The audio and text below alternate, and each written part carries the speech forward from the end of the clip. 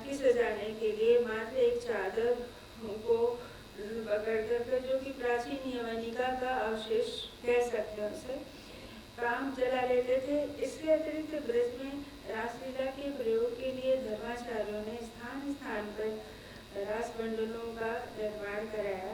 आमतौर पर इन रास मंडलों के पास ही उस संप्रदाय के धर्माचार्य एवं भक्तों की भजन स्थली भी होती थी। सभी धर्म रास मंडलों के प्रमुख वृंदावन में स्थित सबसे ज्यादा प्रमुख रास मंडल है वृंदावन में स्थित है वंचन जी का टोल, जो बिल्कुल मेरे घर से ही जुड़ा हुआ है। और वंचन जी का जो रास मंडल है वो बिल्कुल सामने है हमारे घर से, मतलब रास रोज देख सकते हैं ऐसा यह है वंचन जी का टोल जो है। अभी भी होता था। सन 78 में जब बहुत बाढ़ आई थी तो ठाकुर जी नाव में बैठ करके जाते थे, वहाँ नित्य रास होता था और फिर उसे आकर के फिर वापस होते। और अब जो है वहाँ का ट्रस्ट जो है उसके जो ट्रस्टी प्रमुख थे अब शायद वो नहीं रहे, तो व्यवस्था खंडित हो गई। तो कभी कभी कोई रास कराता है तो है, नहीं तो पहले तो नित्य रास होता था, मतलब उसकी परंपरा कभी खत्म ही नहीं होती थी। सोचिए आड़ में भी ठाकुर जी ये नाव में बैठ करके रहने जाते थे। ब्रज में ऐसी धारणा है कि नारायण भट्ट जी ने जहाँ रास को ब्रजवासियों के अंतर्मन में स्थापित किया, वहीं उन्होंने ब्रज क्षेत्र के का शोध करके भगवान कृष्ण को कहाँ कौन सी लीला की इसका भी निर्णय किया और उन स्थलों पर पक्के रास मंडलों की भी स्थापना की। भट्ट जी द्वारा, नारायण भट्ट जी द्वारा स्थापित रास मंडली की चर्चा भक्त नामावली में ध्रुवदास जी ने तथा भक्त माल में की टीका में प्रियदास जी ने भी की है। बाद में परवर्ती कवि जगदानंद ने अपने महत्वपूर्ण ग्रंथ ब्रज वस्तु वर्णन में ब्रज के क्षेत्र में प्रचलित 33 रास मंडलों का उन्होंने वर्णन किया है। पहला है वृंदावन में 5 हैं, क्रीडत ब्रज में ईश, ब्रज में मंडल रास के जगदानंद 33। द्वय मंडल है कामबन, नंदगांव में 1, द्वय करहला बीच है, करहला वही जहाँ से बच्चे लोगों को लाया गया था पहली बार। द्वय दानगढ़ 1 सांकरी घोर ब्रज बरसाने में है, परिक्रमा में पड़ता है। एक पर्वत में मानगढ़ का पर्वत है, एक मानगढ़ देखिए, द्वय विशालगढ़ जान। गहवर वन में 1 है, ये गहवर वन भी बरसाने में प्रिया जी के मंदिर के पीछे पूरा बना है, वहाँ पर है। गहवर वन में 1 है और संकेत ही 4, एक पियासे जाओ बट, द्वय लखो उर्धार। एक को किला विपिन में, 3 जो ऊंचे गांव, सिरा से खिसरकनी 1 भय, 1 गिरी टीले नाम। 1 सुनहरा बीच है, कदम खंडी मध्य 1, यह पुरातन जानिए, नूतन बने नहीं। और नए नए रास मंडल तो बहुत बने। सेवा कुंज में भी है एक रास मंडल, और एक रास मंडल निधि बनने हैं, एक रास मंडल वहाँ यमुना जी के किनारे बड़ा रास मंडल है, वो राधा वल्लभी संप्रदाय का रास मंडल है। एक किशोर बनने हैं एक रास मंडल। तो ऐसे वृंदावन में बहुत सारे रास मंडल। टाइम हो गया क्या? अच्छा तो बात है, बस 5 मिनट रास मंडली का स्वरूप। थोड़ा सा मैं रास मंडली के समाज परंपरा का बारे में थोड़ा बता दूं, जो कि संगीत से सीधा संबंधित है।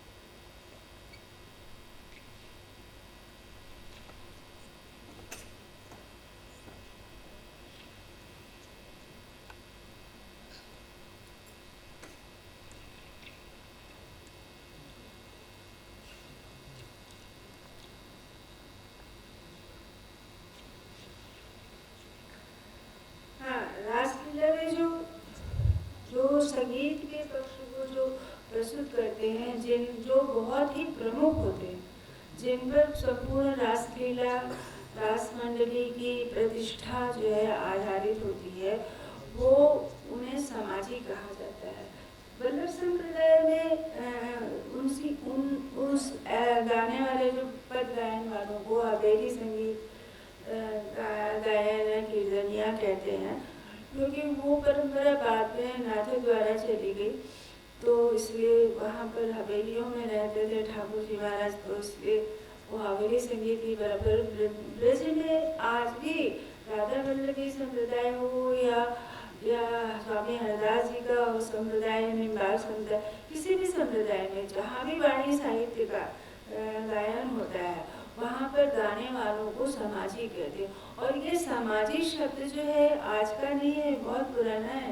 रामायण में इस समाजी शब्द का भी प्रयोग किया गया है, जिसका मैंने यहाँ खास तौर से उल्लेख किया है।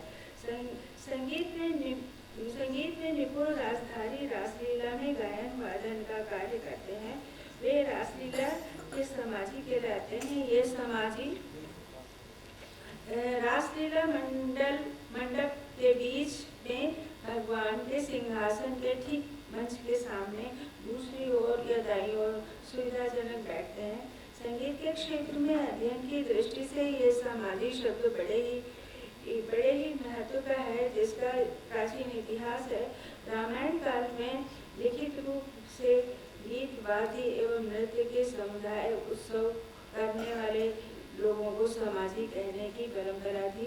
वैसे तो समाज शब्द का सामान्य अर्थ लोक या सामान्य जन समुदाय से है, किंतु विशेष रूप से गीत वाद्य एवं नृत्य के उत्सव के लिए जो जन समुदाय एकत्र होता था, उसे भी समाज कहने की परंपरा थी। इसमें आज भी रासलीला के अतिरिक्त मंदिरों, बगीचियों, परिक्रमाओं तथा रास मंडलों आदि वल्लभ संप्रदाय की कीर्तन परंपरा या हवेली संगीत के अतिरिक्त जहाँ जहाँ भी धर्म संप्रदायों के वाणी साहित्य का गायन होता है, उसे समाज गायन की संज्ञा दी जाती है। भगवान के प्रत्येक उत्सव एवं अष्टयाम सेवा का संगीतबद्ध प्रदर्शन समाज ही कहलाता है। यही समाज गायन रास सेवा के लिए भी प्रयुक्त होता है। इसके आधार पर रासलीला संपादित होती है। जो मंदिरों में जो समाज गायन वाणी जी जो गाई जाती हैं, वही वाणी जी साहित्य का प्रयोग प्रमुख रूप से रासलीला मंडलियों में भी होता है। उस समाज में गाया जाने वाला काव्य साहित्य वाणी साहित्य कहा जाता है। ये समाज गायन विशुद्ध शास्त्रीय राग रागियों में ध्रुपद धमार शैली में गाया जाता है। सभी संप्रदायों में समाज गायन का वाणी साहित्य तिथियों एवं अष्टयाम सेवा के अनुसार निश्चित किया जाता है। निर्धारित तिथि एवं निर्धारित समय पर साल में भर की वाणी सेवा का समाज गायन ब्रज के मंदिरों एवं बगीचियों में किया जाता है, जिसे समाजी झेला गाते हैं तथा भक्तों के ठाकुर और भक्त उनका आस्वादन करते हैं। रासलीला का संपूर्ण प्रदर्शन समाजियों के इसी सक्रिय सहयोग से संपन्न होता है। रासलीला में ये समाजी सिर्फ गायक वादक ही नहीं होते हैं, बल्कि नर्तक और अभिनेता भी होते हैं। रासलीला के समाजियों में प्रमुख मंडली का स्वामी होता है, जो पूरे गायन वादन को संचालित करता है। वे आमतौर से अच्छे गायक के साथ साथ अच्छे हारमोनियम वादक भी होते हैं और रासलीला के महत्वपूर्ण पात्रों का अभिनय भी करते हैं।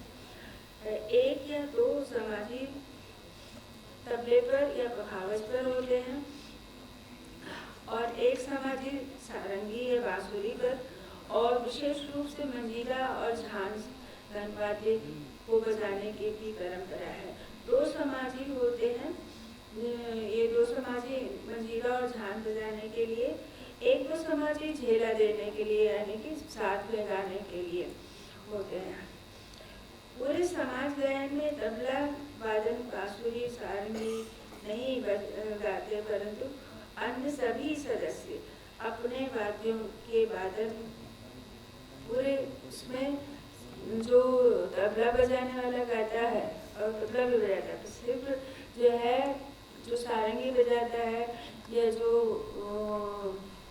पायलन वगैरह बजाता है, वो नहीं, इसराज भी बजाते हैं। बहुत बड़े भक्त हैं, बहुत मतलब बहुत पागल लोग, कलाकार, बड़े पागल कलाकार लोग जाते हैं वहाँ पर, तो वो सब रास की मंडलियों से जुड़ जाते हैं और इसराज है, वीणा है, सब बड़े बड़े वाद्य वो उसे जोड़ करके बजाते हैं।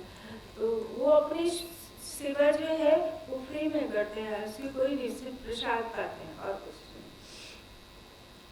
कभी कभी तो कोई खास भूमिका किसी खास समाधि के लिए ही तय होती है, जैसे मनसुखा के लिए, और कुछ भूमिकाएं तो स्वामी जी के लिए होती हैं।